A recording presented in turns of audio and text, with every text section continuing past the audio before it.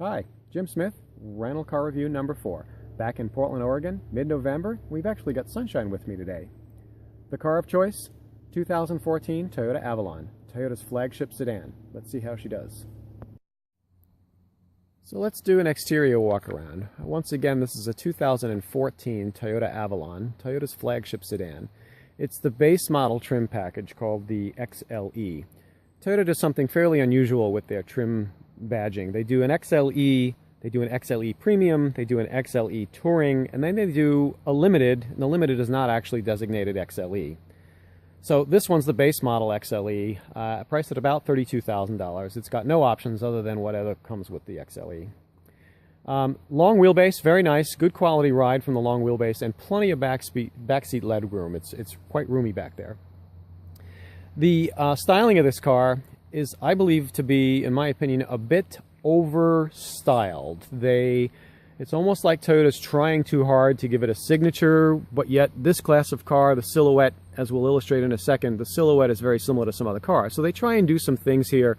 This extra swoopy chin, the fog light, the big oval shark-faced grille, the headlights, it's like Toyota's trying too hard to give it a signature, where if they just made it a little bit less organic and maybe more contoured or less contoured, I don't know. It just doesn't really thrill me, the over styling cues in this car. And the back is the similar way. The silhouette of the car is alarmingly similar to some other cars on the market. The Ford Fusion, if you overlaid the silhouette of this car to the Ford Fusion, the new Chrysler 200, they're virtually identical. This is identical to the ES350, which upon its base. So the ES350 from Lexus and the Toyota Avalon are essentially the same car, same drivetrain. I'm sure the Lexus is better equipped, but it's also more money. And to have all of these cars competing with one another in the same class, but yet this is Toyota's flagship, which is competing against a mid-level Chrysler and a mid-level Ford. So I think that they're struggling a bit there. Same thing with the back. You see the way they taillights, they taper. Let me just show you that. This is fine, and then it gets real big here before it blends into the body, and then they've got this extra sharp contour in the bumper. It's just over, in my opinion, over designed. Like the dual exhaust, like the oval dual exhaust. You can't see it. Well done there. It's a better design in my opinion than the previous Avalon, and a lot of people compare this to a Japanese Buick, and I don't know if that's true. I think the Buicks are better looking. But that's the exterior. Silky smooth 3.6 liter engine, which we'll get into. And let's go inside. There's a lot more to be said inside, which you'll see in a minute. So let's transition to the interior.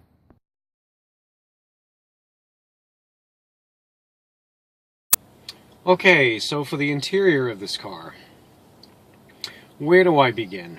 Let's start with the positives. It's always good to start with the positives. First, let me go over what I like about this interior. There's not much, so it's going to be quick. Let me flip this around. Sorry for the hand. That's my tagline.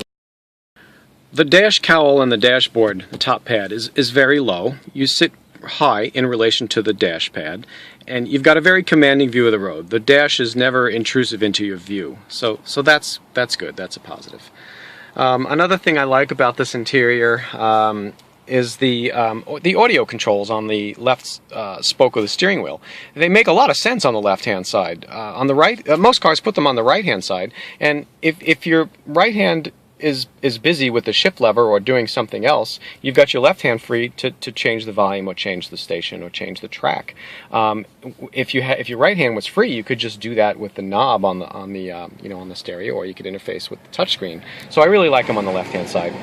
I cannot do an audio review without mentioning heated seats, and this car has wonderful heated seats. They get very, very hot, and they have these really nice analog controls. So when you set your selection temperature, you just push the button down and it stays that way. So you get out of the car, you cycle the ignition, and you come back and your heated seats are in the same spot. Most cars, they've consolidated all that function to the touchscreen, and you have to cycle it on and off every time you get in. Let's see, some of the other things I like about this. The Bluetooth connection works quite well in this car. It connects to the phone very, very quickly, and it remembers the track that you were playing, and it actually starts that track from the beginning. So if you were in the middle of a song, when you get out of the car, it comes back in and it starts fresh, which is kind of nice. That's a nice little feature. Other than that, there's not a lot of things that I actually care for in this interior. Let's talk about colors and textures first. I normally like bold interiors. I like white leather, I like red leather, I like blue leather. I like a combination of thereof, and a lot of car manufacturers do it quite well, especially Audi. Toyota, this has got a white leather interior, and Toyota managed to fuck this up. Let's start with the dashboard. So again, with the hand. So we've got a bunch of, it's very, very, very, very busy, and there's a lot going on here.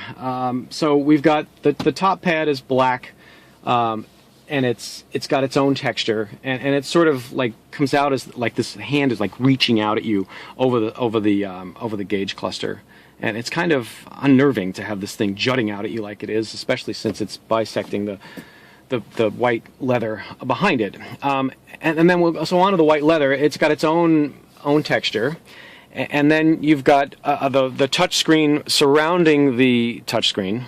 Does that make sense? The touch panel, the touch buttons surrounding the touch screen is a flat matte black, which is different than the bezel black. And then you've got piano black back here, and then you've got like a Toyota parts bin steering wheel here. It's really just a hot mess. This whole interior is a hot mess. So we've also got this sort of airplane wing looking chrome surround that surrounds the air conditioning vents and the primary gauges. It pops out on this side, but it pops out on white, and then on this side it pops out on the black. It just doesn't work. It's just really just this wild combination of shapes and textures.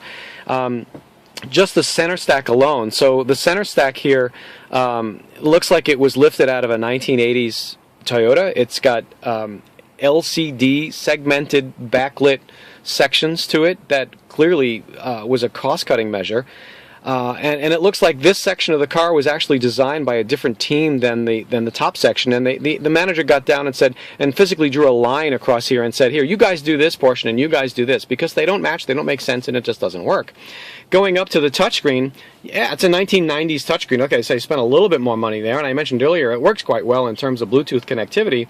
But watch this. So I'm playing music here, and I can pause the music, and I can play the music, but to select a different track, I actually have to use the touch panel button as opposed to the liquid crystal display. I don't understand how a team of people actually sat back and said that this was a good idea. Moving on, back to my heated seats. They work well, but this is clearly lifted out of a 1980s pickup truck, and it was just thrown there as an afterthought, and it doesn't match anything. Center console, you've got blue leather with blue stitching, and then you've got this piano black trim with chrome on the shift lever. You've got this chrome dip here, you've got this chrome dip here, you've got this chrome slice across here, which just picks up way too much reflections both day and night, and is just distracting to no get out. It's really a very poorly done interior. As a drive, it's flawless. This thing is a beautifully put together car. 3.5 liter V6 of absolute silky smooth, 6-speed automatic transmission. The shifts are imperceptible. They're just beautifully shifted, very well done. Chassis dynamics is outstanding. It just loves to go through corners like there's no tomorrow. The suspension tuning is perfect. The electric power steering works wonderfully. It's really, really, really well done, and it feels like you're driving an extremely high quality product like a Lexus or a Mercedes-Benz. It's really that good. But really, how does it drive? Oh, excuse me. It kind of wants to put me to sleep, actually. It's they've engineered all the fun out of it. They've engineered it so well and so flawless and so smooth. It's just boring. So that's just all I can say, really. I mean, I'm enjoying driving it. It's just so smooth, but it's just not rewarding in any way. So the Ford Fusion, it's got that little turbo kick and the torque steer to it. I'll take that over this silky smooth V6 any day. And you know, the Ford's got a couple of little quirky characteristics in its handling, but that's what makes it fun and interesting. Where this is, it's just so well done. It's really hard to find fault in it, but it's in its own fault, really. And so, I mean, that's that. So we'll see in a bit. Here's a little test. This 3.5 liter V6 is probably the smoothest V6 I've ever experienced.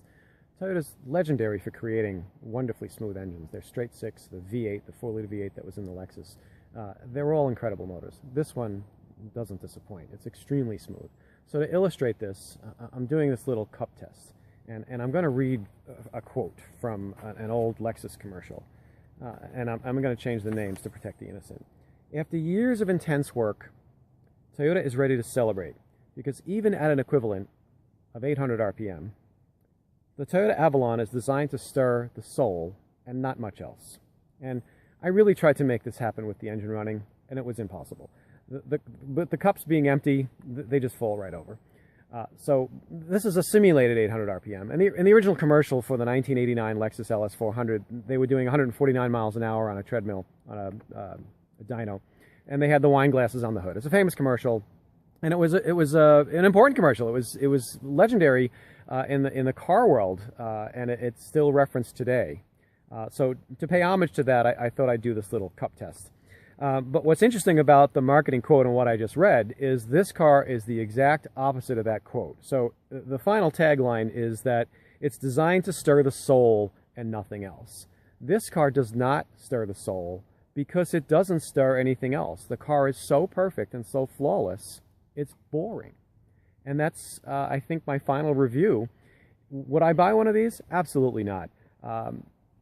It says something about the people who design the car. It says something about when you buy a car, it should be a statement of who you are and what your personality is like. And this is really quite boring. It's so smooth and so flawless, and everything it does is so well done. But there's nothing exciting about it. So, perfect marketing tactic. If you want to sell something, tell them what it really should be, but not what it actually does. So, so there you go. Until next time, we'll see you later. All right, so I ran down to the lake and I got some water, and I'm able to balance 5 cups with the engine actually running. I can't get more than 5 cups. I ran out of water, so maybe if I go back down, I can get some more water. I could try it again, but I got 5 cups balancing on the engine with it running. I don't know, this thing's got drive-by-wire throttle, so I can't rev up the engine to see if they fall off. But hang on, I'm going to see if I can get more water. Okay, now I've got wet pants, a wet engine, and cups all over the place. So that didn't work. I could only do the 5 cups was the maximum I could do, and I'm giving up. See you later.